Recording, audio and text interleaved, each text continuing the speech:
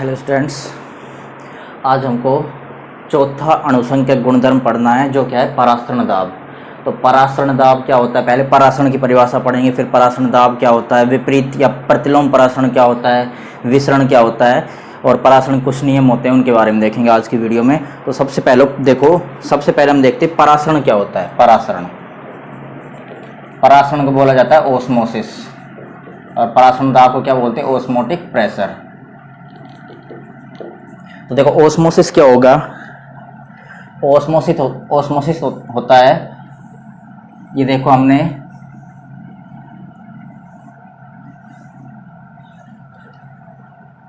एक पात्र लिया, इसमें बीच में हमने एसपीएम लगा दिया। एसपीएम मतलब सेमी परमिएबल मेम्ब्रेन, मतलब अर्ध पारगम्य झिल्ली। अर्ध पारगम्य झिल्ली क्या होती है? अर्ध पारगम्य झिल्ली ऐसी झिल्ली होती है जिससे केवल विलायक के अणु आ जा सकते हैं, केवल विलायक के अणु गमन कर सकते हैं। मतलब विलायक के अणु, ध्यान रखना, साइज छोटा होता है इसलिए वो गमन कर सकते हैं और विलय के अणु गमन नहीं कर सकते क्योंकि उनका साइज होता है बड़ा। तो देखो हमने एक साइड तो हमने भर दिया,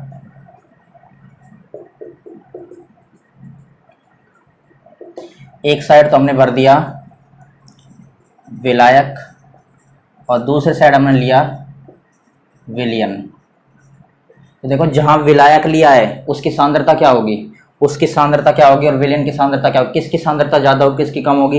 देखो विलयन कैसे बनता है, विलयन बनता है विलय प्लस विलायक से, मतलब उसमें विलय डालते हैं जैसे चीनी वगैरह डाल देंगे, और विलायक सीधा पानी को बोल सकते हैं। तो विलायक की सांद्रता क्या होती है, कम सांद्रता या निम्न सांद्रता होती है, और इसकी होती है विलयन की उच्च सांद्रता। तो देखो हमने क्या करा है, या हमने विलायक भरा या हमने विलयन भरा, कम सांद्रता होगी, इसकी उच्च सांद्रता होगी। तो देखो क्या होगा, विलायक के अणुओं का, ध्यान से सुन लेना, विलायक के अणुओं का अपनी अधिक सांद्रता से कम सांद्रता की ओर, कम सांद्रता से अधिक सांद्रता की ओर, विलायक के अणुओं का अपनी कम सांद्रता से या निम्न सांद्रता से उच्च सांद्रता की ओर अर्ध पारगम्य झिल्ली द्वारा गमन। दो भिन्न भिन्न सांद्रता के विलयन है, इनको अर्ध पारगम्य झिल्ली से जोड़ा है। तो जब विलायक के अणु अपनी कम सांद्रता से अधिक सांद्रता की ओर अर्ध पारगम्य झिल्ली द्वारा गमन करते हैं तो इस क्रिया को बोला जाता है परासरण। और इसके लिए सिर्फ ध्यान रखना, जो परासरण की क्रिया होती है उसमें अर्ध पारगम्य झिल्ली एसपीएम की हमको आवश्यकता होती है, लेकिन विसरण में अर्ध पारगम्य झिल्ली की आवश्यकता नहीं होती। यह अर्ध पारगम्य झिल्ली जो होती है ये भी हमको कई तरह से बनी होती है, ये प्राकृतिक भी होती है और कृत्रिम भी होती है। जैसे देखो अर्ध पारगम्य झिल्ली, प्राकृतिक का एग्जांपल देखते हैं, प्राकृतिक एसपीएम। देखो जैसे जो आमाशय होता है, जो भी जीव जंतु होते हैं उनका जो आमाशय होता है वो किसका एग्जांपल होता है, वो, या फिर प्राकृतिक एसपीएम का एग्जांपल ऐसे मान लो, तुम जो स्किन होती है, जीव जंतु की जो स्किन होती है वो भी किसका होता है, प्राकृतिक एसपीएम, मतलब प्राकृतिक सेमी परमिएबल मेम्ब्रेन का एग्जांपल होता है। तो जंतुओं की जो झिल्ली होती है जिसको बोलते हैं जंतु झिल्ली बोल दो, तो जंतु झिल्ली इसका एग्जांपल आ जाएगा प्राकृतिक का। और कृत्रिम अगर अर्ध पारगम्य झिल्ली हमको देखनी है तो कृत्रिम अर्ध पारगम्य झिल्ली का एग्जांपल होता है कॉपर फेरोसाइनाइड।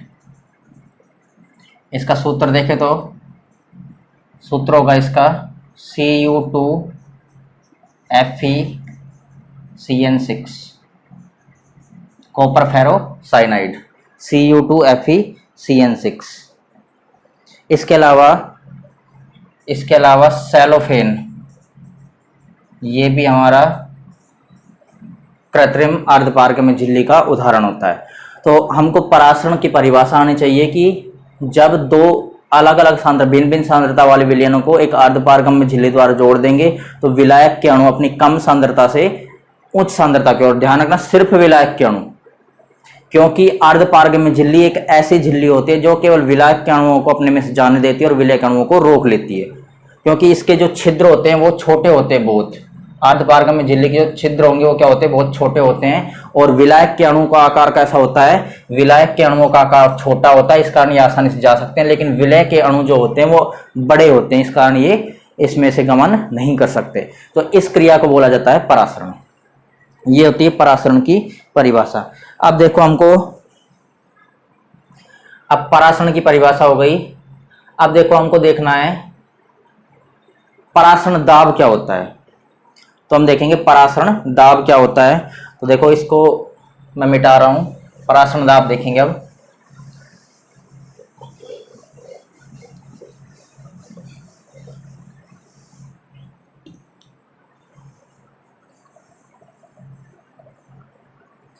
परासरण दाब, देखो इसके लिए एक डायग्राम बना रहा हूं, तुम्हारी बुक का डायग्राम है।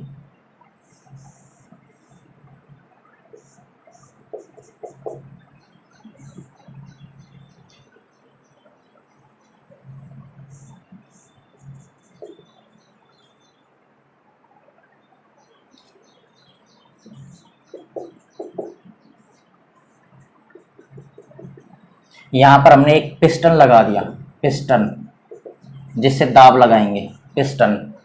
इसको मान लो कोई भी बिंदु मान सकते हैं, एक ए मान लिया, इसको डी मान लिया, इसको सी बिंदु मान लिया और इसको ए बिंदु मान लिया। और यहां पर भी एक पिस्टन लगा रखा हमने,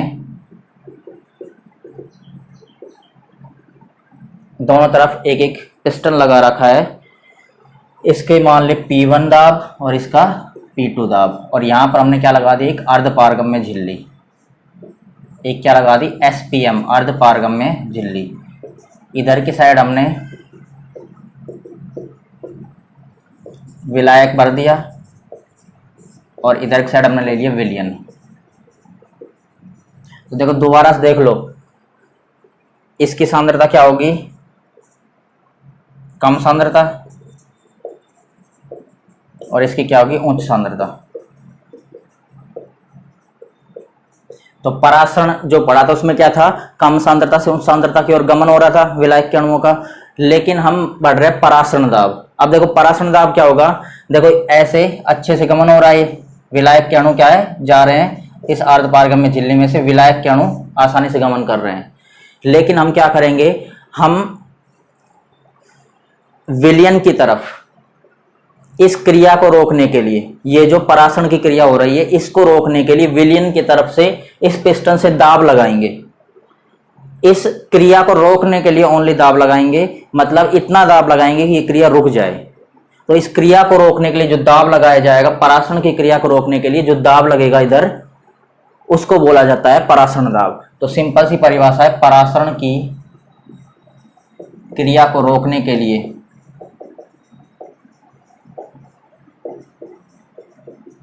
लगाया गया दाब क्या कहलाएगा, परासरण दाब कहलाता है। क्या कहलाएगा, परासरण दाब कहलाता है, ओस्मोटिक प्रेशर कहलाता है। और परासरण दाब को ध्यान रखना, हम किससे लिखेंगे, परासरण दाब को हम पाई से दर्शाएंगे। तो इसकी सिंपल सी परिभाषा है, परासरण की क्रिया को रोकने के लिए जो दाब लगाया जाएगा उसको क्या बोलते हैं, परासरण दाब बोला जाता है। और इसको पाई से दर्शाया जाता है। देखो ये अच्छे से विलायक के अणु इधर जा रहे हैं, ये तो हमारा परासरण हो गया।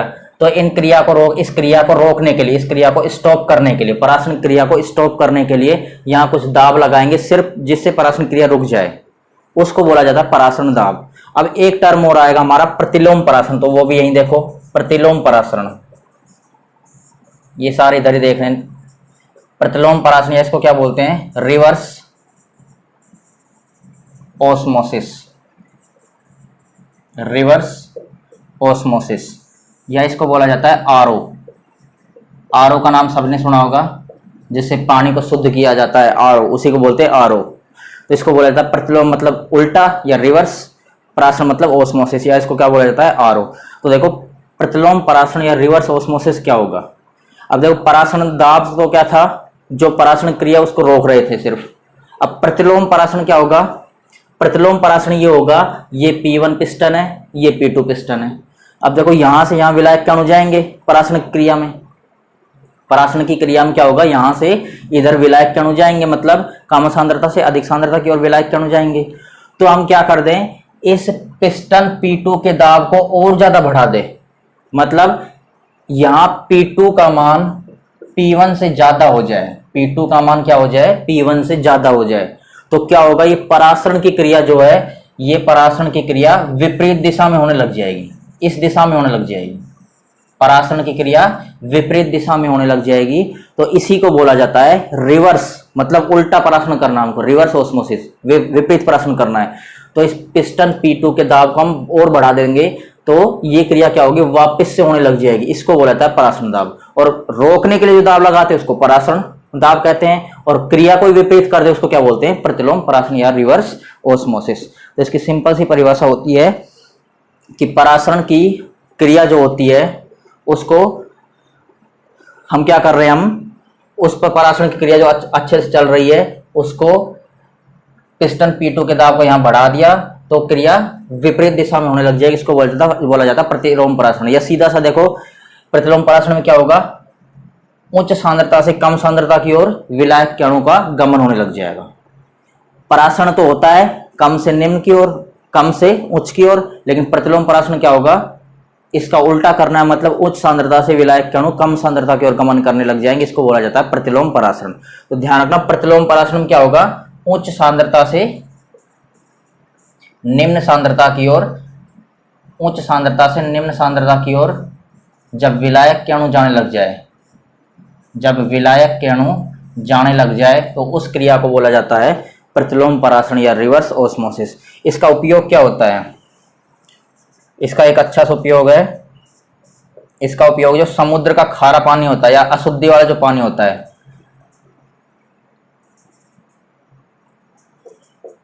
खारे पानी को शुद्ध करने में, जो अशुद्धि वाला पानी होता है उसको शुद्ध करने में किसका उपयोग किया जाता है, रिवर्स ऑस्मोसिस या प्रतिलोम परासरण का उपयोग किया जाता है।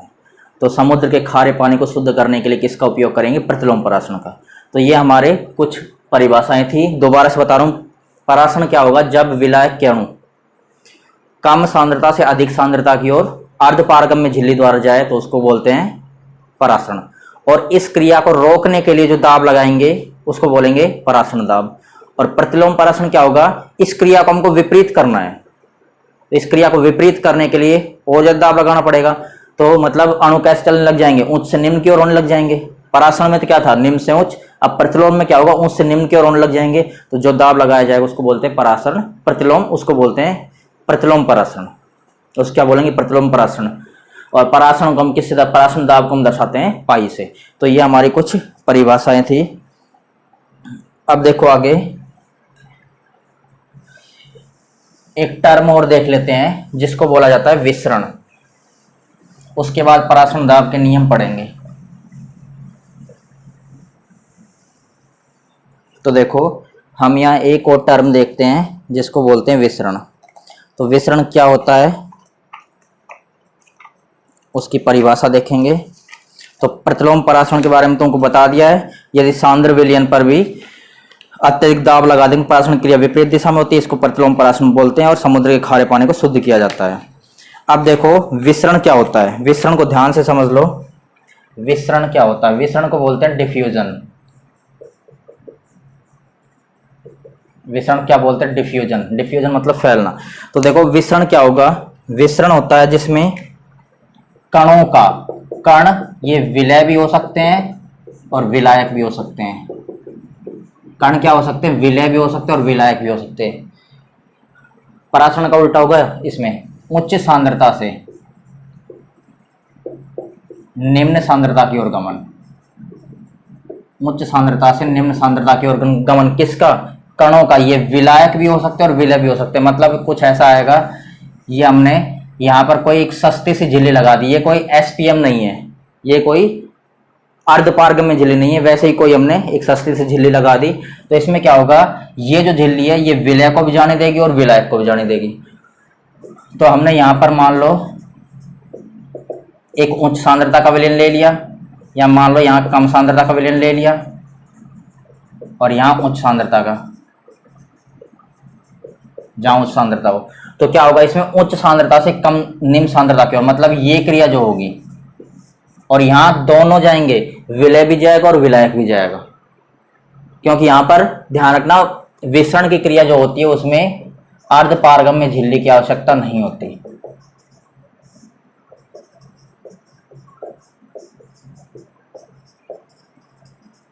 आवश्यकता नहीं होती।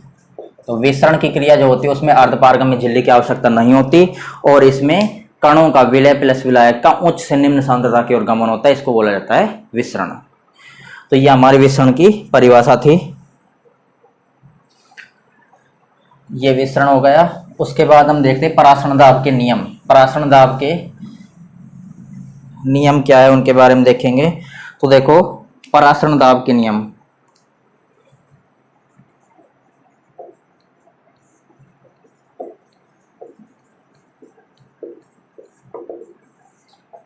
इसमें हमारा फर्स्ट नियम, परासरण दाब के नियम दो पढ़ने। इसमें फर्स्ट है वन टॉप बॉयल नियम।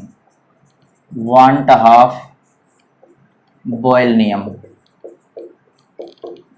वन टॉप बॉयल नियम।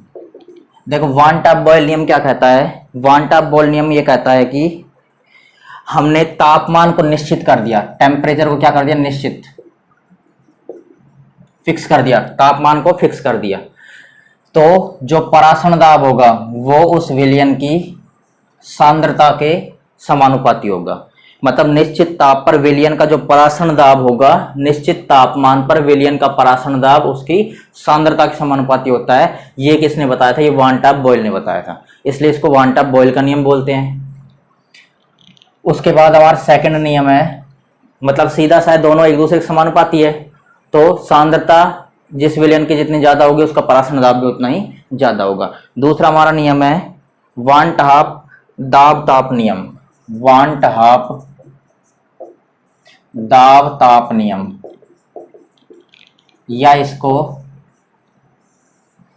इसको बोला जाता है परासरण दाब पर ताप का प्रभाव। परासरण दाब पर ताप का प्रभाव, इसको बोल देते हैं ये भी परासरण दाब पर ताप का प्रभाव। अब देखो ये वन टॉप दाब ताप नियम क्या कहता है? इसमें हम निश्चित सांद्रता कर रहे हैं, सी मतलब सांद्रता।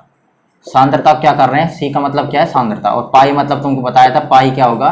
पाई बराबर परासरण दाब।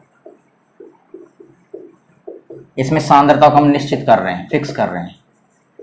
तो सांद्रता को निश्चित कर देंगे तो इसमें क्या बताया था? जो परासरण दाब होगा वो तापमान के समानुपाती होगा। तापमान का प्रभाव देख रहे हैं, तो मतलब जब तापमान बढ़ाएंगे तो उसका परासरण दाब भी बढ़ जाएगा। मतलब अणु दूर दूर होंगे तो परासरण दाब को बढ़ाएंगे, तो निश्चित सांद्रता पर विलयन का परासरण दाब उसके परम ताप के समानुपाती होगा। तो टी ध्यान रखना, टी क्या है? परम ताप। परम ताप का मतलब क्या होता है? परम ताप का मतलब होता है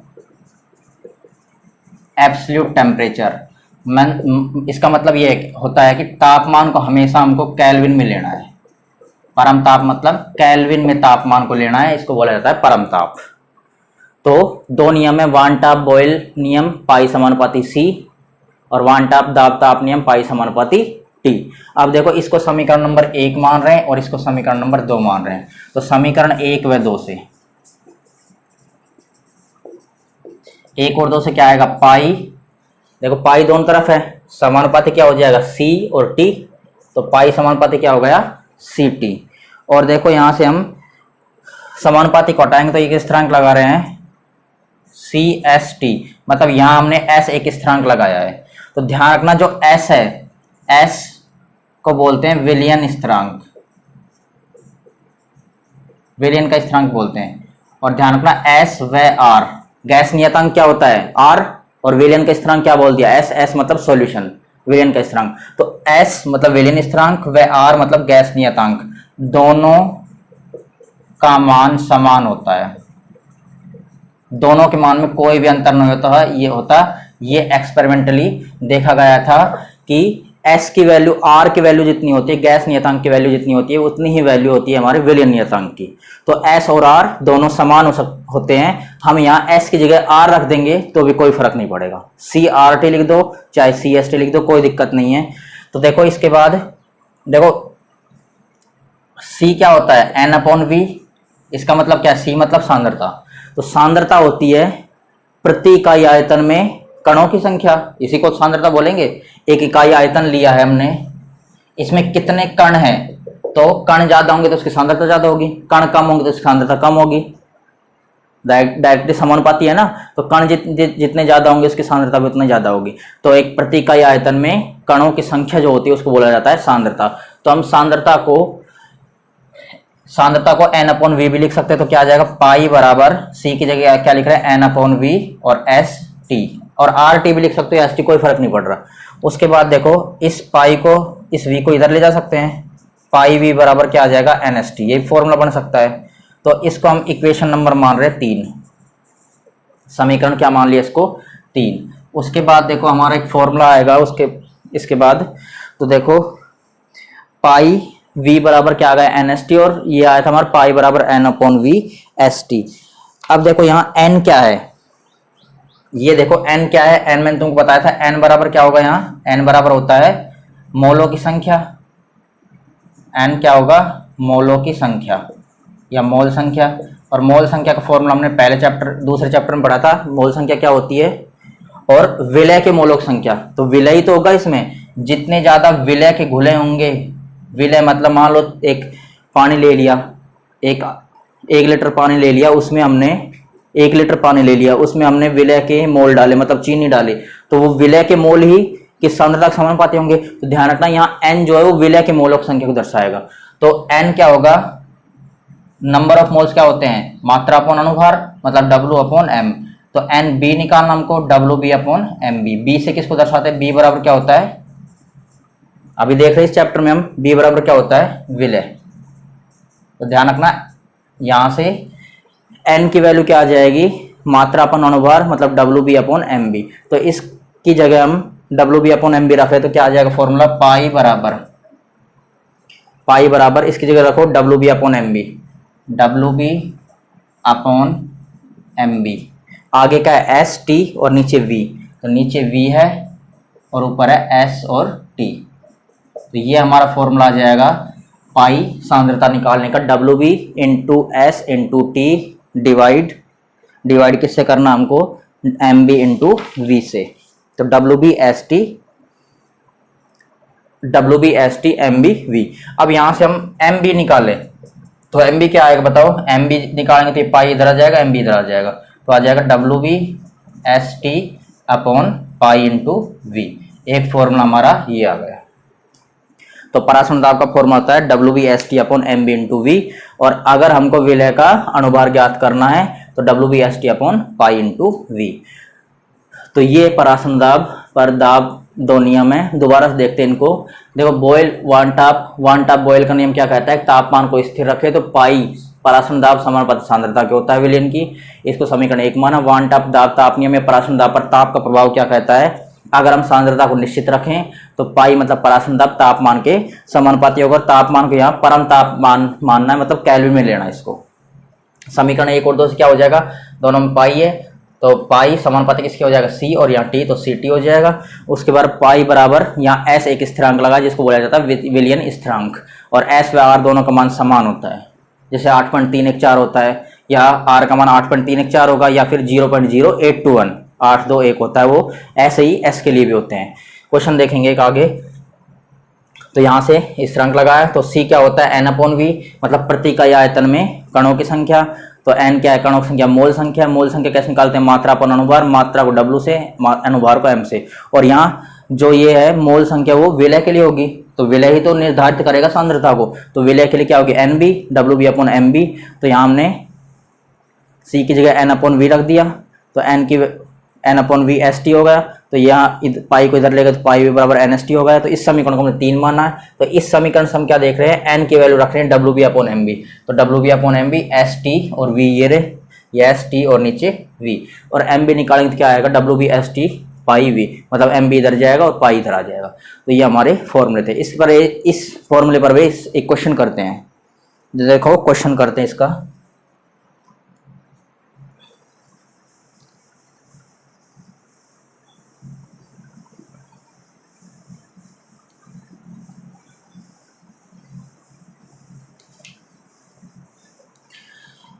देखो क्वेश्चन क्या दे रखा हमारा, क्वेश्चन दे रखा हमको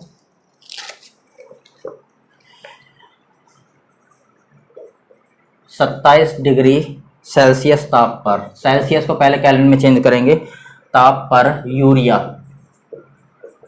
यूरिया का फॉर्मूला क्या होता है, NH2CO NH2। यूरिया होता है के m/10 विलियन का, के m/10 विलियन का, मतलब m/10 मतलब विलियन की सांद्रता मोलरता के रूप में दे रखी है, m/10 मतलब 1/10 विलियन का परासरण दाब ज्ञात कीजिए, परासरण दाब ज्ञात कीजिए।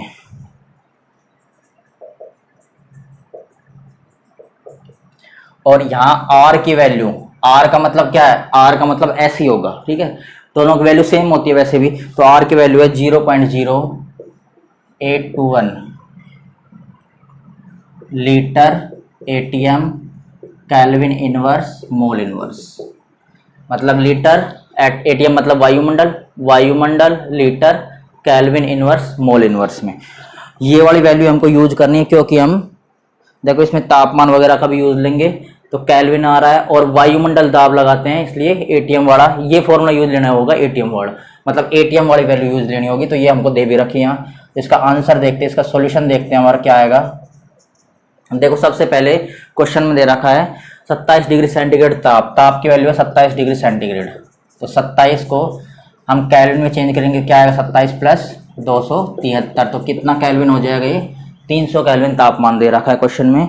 उसके बाद हमको सांद्रता दे रखी है क्वेश्चन में m/10 विलियन के परासरण दाब, यूरिया के m/10 विलियन मतलब C की मात्रा दे रखी है m/10, m/10 का मतलब क्या है 1/10, इसका मतलब क्या है 1/10 सांद्रता दे रखी है। उसके बाद दे रखा हमको क्वेश्चन में R की वैल्यू, R की वैल्यू दे रखी है, R की value 0.0821 litre ATM kelvin inverse mole inverse, और पाई की वैल्यू हमको क्वेश्चन में निकलवाई है। तो पाई बराबर क्या होता है, देखो टेम्परेचर सांद्रता और R की वैल्यू है और पाई बराबर निकल रहा है, तो पाई बराबर क्या होता है CRT या CST, CRT बोल दो चाहे CST बोल दो, एक ही बात है, CRT या CST। तो देखो C की वैल्यू हमको क्वेश्चन में दे रखी है, R की वैल्यू दे रखी है, T की वैल्यू दे रखी है, तो सबको रखेंगे वैल्यू को और सोल्व कर देंगे। तो देखो पाई बराबर क्या आ जाएगा, C की वैल्यू कितनी है m/10 मतलब 1/10 गुणा R की वैल्यू कितनी है 0.0821 इंटू टेम्परेचर कितना 300 केल्विन। तो इसको सोल्व करके देख लेते हैं। तो पाई बराबर यहाँ से आएगा, या इसको सीधा ऐसे लिख रहे हैं 0.0821 इंटू 300 डिवाइड 10। यहाँ से अगर पॉइंट हटाएंगे तो नीचे कितनी जीरो जाएगी, 1 2 3 4, 4 जीरो, 1 2 3 4, देखो 0 से 0 कैंसिल, 0 से 0 कैंसिल। उसके बाद हमारा क्या बचा 821 गुणा 3 भाग 1 2 3, 3 जीरो, तो 821 का 3 से गुणा करेंगे कितना आएगा, 3 एकम 3, 3 दूनी 6, 8 3 अठे 24, 8 से 24 होता है भाग 1000। उसके बाद देखो 3 जीरो, तो 3 के बाद पॉइंट लगा देंगे, यहाँ लगेगा पॉइंट, तो क्या आएगा 2.463, क्या आएगा 2.463 यही आएगा, और इकाई क्या आएगी ATM वायुमंडल। तो ये हमारा आंसर है 2.463 ATM मतलब वायुमंडल, वायुमंडलीय दाब। तो पाई की वैल्यू हमारी आ गई 2.48463। दोबारा से क्वेश्चन देखो, क्वेश्चन में ये सारी वैल्यू दे रखी है, पाई की वैल्यू निकलवाई, पाई बराबर CRT, C की वैल्यू 1/10, R की वैल्यू दे रखी है, टेम्परेचर रखा केल्विन में, डिग्री सेंटीग्रेड केल्विन में चेंज करने के लिए 273 जोड़ देते हैं। तो ये सबको सोल्व करने के बाद हमारा आया 2.463 ATM, पाई का मान आया। तो हमने इस पर बेसिक क्वेश्चन किया। उसके बाद हम अगले वीडियो में, कल के वीडियो में पढ़ेंगे समपराश्रय विलयन क्या होते हैं, अतिपराश्रय क्या होते हैं और अल्पराश्रय विलयन क्या होते हैं, उनके उसके क्वेश्चन करेंगे। और उसके बाद हमको असामान्य अनुभार क्या होता है, वान टाप गुणांक क्या होते हैं, इनके बारे में पढ़ना है। तो आज के लिए इतना ही, और कल करेंगे।